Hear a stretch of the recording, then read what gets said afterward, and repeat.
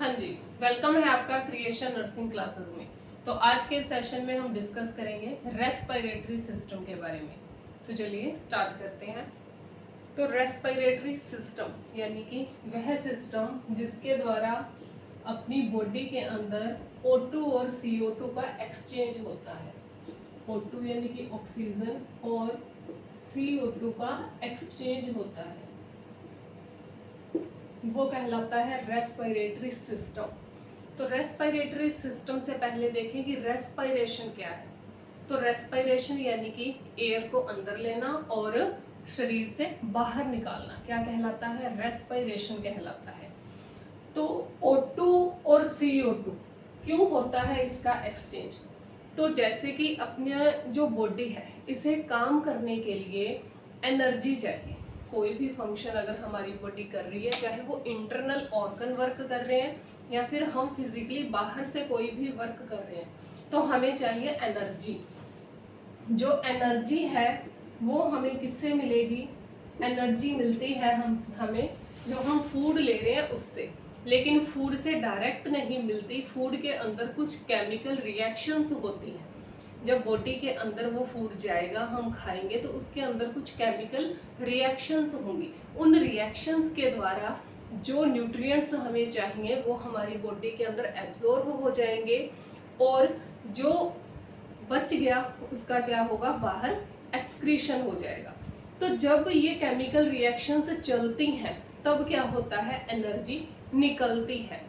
तो उनके लिए एनर्जी जो निकली, उस एनर्जी के लिए क्या है? ये O2 बहुत ज़्यादा जरूरी होती है। जितनी भी अपनी केमिकल रिएक्शंस हैं उन्हें करवाने के लिए क्या चाहिए? ऑक्सीजन चाहिए। तो ऑक्सीजन की प्रेजेंस क्यों जरूरी है? क्योंकि हमें केमिकल रिएक्शंस करवानी है अपनी बॉडी के अंदर। अब जो वेस्ट बचा वो भी तो बाहर निकलेगा। कुछ बना है तो कुछ टूटेगा भी। तो वो जो वेस्ट बचा उसे बॉडी से बाहर जो निकालना है वो किसके थ्रू जाएगा? इस CO2 के थ्रू जाएगा। तो ये है रेस्पिरेशन कि आखिर रेस्पिरेशन होता क्यों है। सेकंड बात करें कि जो रेस्पिरेशन है वो कितने टाइप का होता है। तो रेस्पिरेशन रहता है दो टाइप का। मेनली रेस्पिरेशन हमारी बॉडी में दो टाइप का होता है।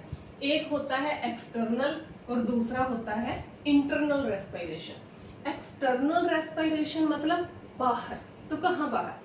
शरीर से बाहर नहीं, होते दोनों ही बॉडी के अंदर है, लेकिन जो रेस्पिरेशन की प्रोसेस अपनी ब्लड और लंग्स के बीच में हो रही है, ब्लड और लंग्स के बीच में हो, उसे बोलते हैं एक्सटर्नल रेस्पिरेशन। एंड सेकंड होता है इसमें इंटरनल रेस्पिरेशन। तो वो प्रोसेस जो ब्लड और सेल्स के बीच में होगी उसे बोलेंगे इंटरनल रेस्पिरेशन। तो ये था हमारा रेस्पिरेशन जो दो टाइप का था। अभी बात करते हैं अपने रेस्पिरेटरी ऑर्गन्स के बारे में। ऐसे कौन कौन से ऑर्गन है जो इस पूरी रेस्पिरेशन की जो प्रोसेस है उसमें हेल्प करते हैं। तो जो अपने रेस्पिरेटरी ऑर्गन है, या बोले कि अपना जो रेस्पिरेटरी सिस्टम है उसे डिवाइड किया गया है फर्दर टू टाइप्स के अंदर। कौन कौन सा? फर्स्ट आता है अपना upper respiratory system and second आता है lower respiratory system. Upper respiratory system मतलब अपर मतलब ऊपर वाला। तो ऊपर वाले के अंदर या अपर में क्या किया जाएगा? तो इसमें आ जाएगा एक तो अपना नोज, फिर आएगा अपनी जो नेजल कैविटी है, सेकंड आएगी अपनी नेजल कैविटी एंड थर्ड आता है अपना फेरिंग्स। तो जो फेरिंग्स तक का पोर्शन है, फेरिंग्स सिंपली अगर समझें तो फेरिंग्स यानी कि अपना जो गला है, थ्रोट, तो यहाँ तक का जो पोर्शन है वो आता है अपने अपर रेस्पिरेटरी सिस्टम के अंदर। तो इसमें मेनली तीन जो अपने ऑर्गन है वो आए। फर्स्ट वन अपना नोज आया, सेकंड अपनी नेजल कैविटी आ गई एंड थर्ड आया इसमें अपना फेरिंग्स यानी कि अपना थ्रोट वाला पोर्शन। सेकंड है अपना लोअर रेस्पिरेटरी सिस्टम। तो जो लोअर रेस्पिरेटरी सिस्टम है वो रहेगा अपने थ्रोट से नीचे। ठीक है, नीचे कहाँ? अपनी थोरेसिक कैविटी के अंदर, थोरेसिक कैविटी के अंदर। तो इसमें आ जाएगा एक तो लैरिंग्स जिसे वॉइस बॉक्स भी बोलते हैं, फिर आएगा अपना ट्रेकिया जिसे विंड पाइप कहा जाता है, फिर आएगा ब्रोंकियाई जो 2 होती है नंबर में, दोनों लंग्स में एक एक जाएगी। फिर आते हैं ब्रोंक्यूल्स, ये ब्रोंकाई आगे जाके फर्दर ब्रांचेस के अंदर डिवाइडेड हो जाती हैं और ये ब्रोंक्यूल्स के अंदर कन्वर्ट हो जाती हैं। एंड लास्ट है इसमें अपना लंग्स, जो 2 होते हैं नंबर में, एक right lung and second left lung. इसके अलावा कुछ मसल्स रहती हैं जो रेस्पिरेशन में हेल्प करती हैं।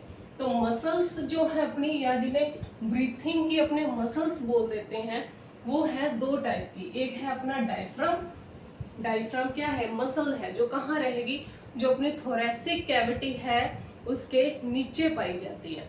तो एक मसल है डायफ्राम। फिर आता है इंटरकोस्टल मसल। इंटरकोस्टल मतलब जो अपनी रिब्स हैं उनके बीच में जो मसल्स पाई जाती हैं वो कहलाएंगी इंटरकोस्टल मसल्स। तो ये वो मसल्स हैं जो रेस्पिरेशन में क्या करेंगी? हेल्प करेंगी। रेस्पिरेशन होगा तो जो अपने लंग्स हैं वो इन्फ्लेट होंगे, यानी कि फूलेंगे। तो फूलने के लिए उन्हें क्या चाहिए? प्रॉपर स्पेस चाहिए। वो स्पेस कौन प्रोवाइड करवाएगा? ये इंटरकोस्टल मसल्स और डायफ्राम प्रोवाइड करवाएंगे। तो डायफ्राम कहाँ होता है? डायफ्राम इस तरह से ये अपनी स्टर्नम आ गई, स्टर्नम के साथ ये रिब्स कनेक्टेड है, ठीक है। तो यहाँ इसके बिल्कुल नीचे क्या पाया जाएगा?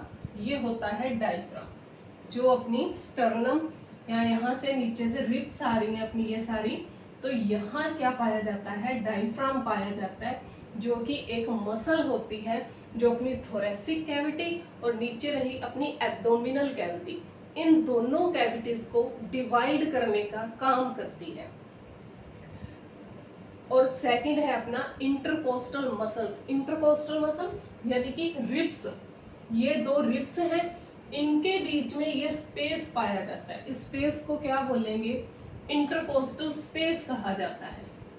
इंटर यानी कि बीच में, कोस्टल यानी कि रिब्स।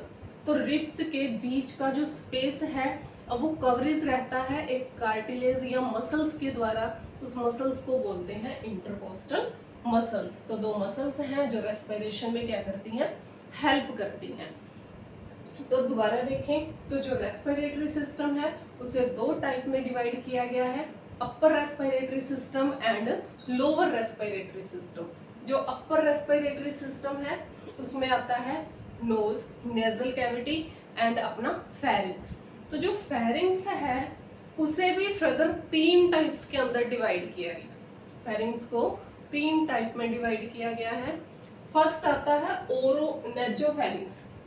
फर्स्ट आता है नेजोफेरिंक्स, यानी कि जिस तरह मान लो कि ये फेरिंक्स है, ये फेरिंक्स है, तो जो नोज के पीछे वाला पोर्शन होगा उसे बोला जाएगा नेजोफेरिंक्स।